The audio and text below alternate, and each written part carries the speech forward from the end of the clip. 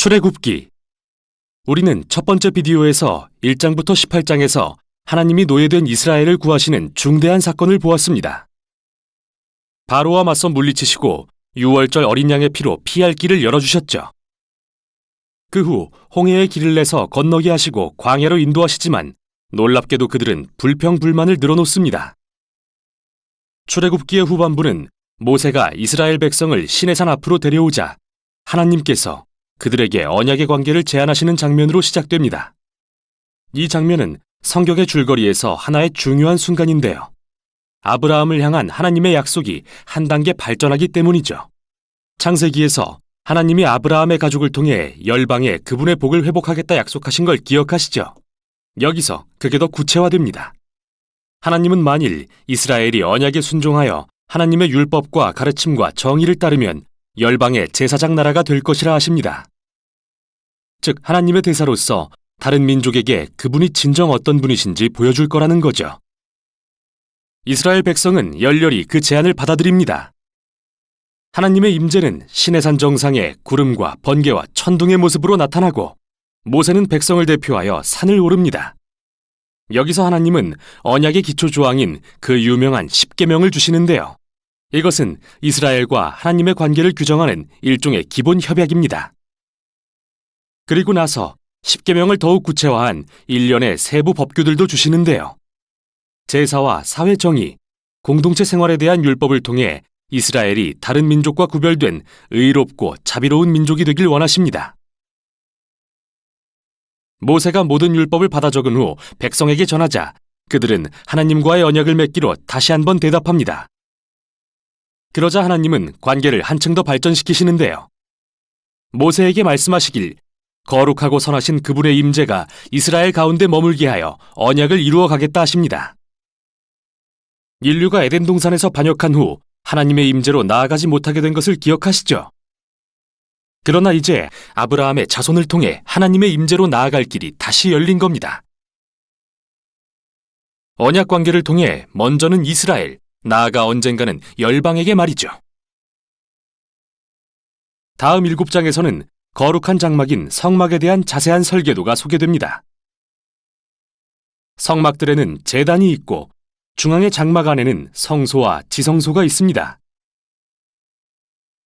가장 거룩한 장소를 뜻하는 지성소에는 언약궤로 불리는 금상자가 있고 그 뚜껑에는 천사 둘이 앉아 있는데 바로 여기가 하나님의 임재가 머무는 장소죠. 또한 성물에 대한 자세한 설명이 나오는데 모두 상징적인 의미를 갖는다는 게 중요합니다. 꽃, 천사, 금, 보석, 이 모두가 하나님과 인간이 친밀하게 동행하던 에덴 동산을 떠올리게 하죠. 한마디로 성막은 움직이는 에덴인 것입니다. 하나님과 이스라엘이 평화롭게 함께하는 장소, 적어도 이론상으로는요. 그런데 여기서 정말 큰 문제가 일어나는데요. 이스라엘이 언약을 깨버립니다. 모세가 산 위에서 성막의 설계도를 받고 있을 때 산 아래에 있던 이스라엘 백성은 인내심을 잃고 모세의 형 아론에게 금송아지 우상을 만들어달라 요구합니다. 자신들을 이집트에서 이끌어낸 신으로 숭배하려고 말이죠. 하나님의 임재가 바로 저 산 위에 있다는 것을 알면서도 그들은 언약의 첫 2계명을 어깁니다. 다른 신을 섬기지 말고 우상을 만들지 말라는 계명을요. 다음 내용이 정말 중요한데요.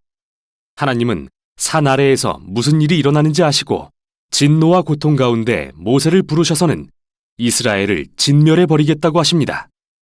그러나 모세는 하나님의 성품에 호소하여 간구합니다. 이스라엘을 진멸해버리시면 처음 아브라함과 하신 약속이 뭐가 됩니까? 말하고 하나님의 이름이 더럽혀지는 것을 들어 묻습니다. 자기 백성을 멸하시는 걸 보고 그들이 뭐라 하겠습니까? 하나님은 그의 중보를 들으시고 뜻을 돌이키십니다. 우상 숭배를 선동한 자들은 심판하셨지만 이스라엘 민족은 용서하시고 언약을 새롭게 하셨죠. 바로 여기가 하나님이 처음으로 모세에게 자신의 성품을 설명하시는 부분입니다.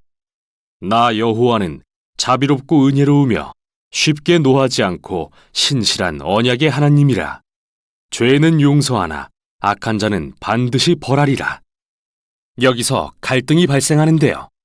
하나님은 자비롭지만 선하시기 때문에 반드시 반드시 악도 심판하셔야 합니다. 결국 신실하신 하나님은 전혀 신실하지 못한 이스라엘을 아시고도 그들과의 약속을 지키십니다. 그들과 맺은 언약을 새롭게 하신 후 하나님은 모세에게 성막을 지으라 명령하시고 다시 한번 5장에 걸쳐 성막 건설의 자세한 설명이 이어집니다. 그리고 마지막 장에서 드디어 성막이 완성됩니다. 여호와의 영광스럽고 거룩한 임재가 회막을 감싸고 소망이 가득한 가운데 모세가 회막에 들어가려 하지만 들어갈 수가 없습니다. 모세가 들어가지 못하다. 이렇게 출애굽기가 끝나는데요. 생각해보면 그리 놀랄 일도 아닙니다. 이스라엘의 죄가 우리 생각 이상으로 하나님과의 관계를 상하게 했다는 것을 알 수 있으니까요. 출애굽기는 이스라엘과 하나님의 언약을 위협하는 바로의 악함으로 시작했지만 끝에 가선 이스라엘 자신들의 악함이 더 큰 문제가 됩니다. 언약의 미래를 위협하는 건 바로 그들의 죄라는 거죠. 책을 마치며 이런 의문이 듭니다. 거룩하고 선하신 하나님께서 어떻게 죄로 타락한 이 언약의 백성 가운데 임재하실 수 있을까? 그 해답이 바로 다음 책에서 공개됩니다. 여기까지가 출애굽기였습니다.